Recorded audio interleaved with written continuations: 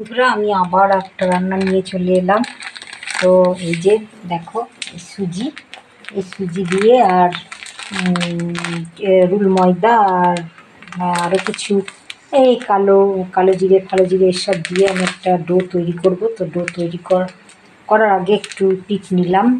তো করার পরে আমি এই সুজিরই আজকে একটা মানে দারুণ রেসিপি তৈরি করব। তো রেসিপি যখন তৈরি করব তখন তোমাদেরকে আবার দেখাবো।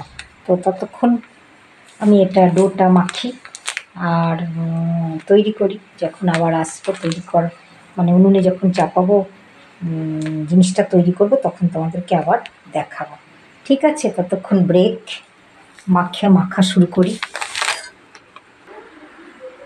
এই যে একটুখানি জল দিয়ে আমি সুজিটাকে রেস্টে খানিকক্ষণ রেখে দেবো।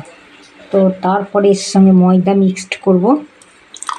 তো রুল ময়দাও নিতে পারি বা এমনি গমের যে ময়দা সেটাও নিতে পারি। তো এটা আমি এখন কিছুক্ষণ রেস্টে রাখবো।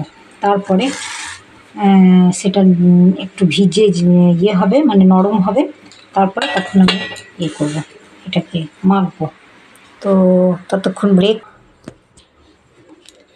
এই যে নুন, চিনি, জোয়ান, কালো জিরে আর হিং, এই পরিমাণ মতন হিং দিয়ে দিলাম। তো এবার আমি এটা ময়দা দিয়ে মাখবো। তো দেখি ময়দা দিই।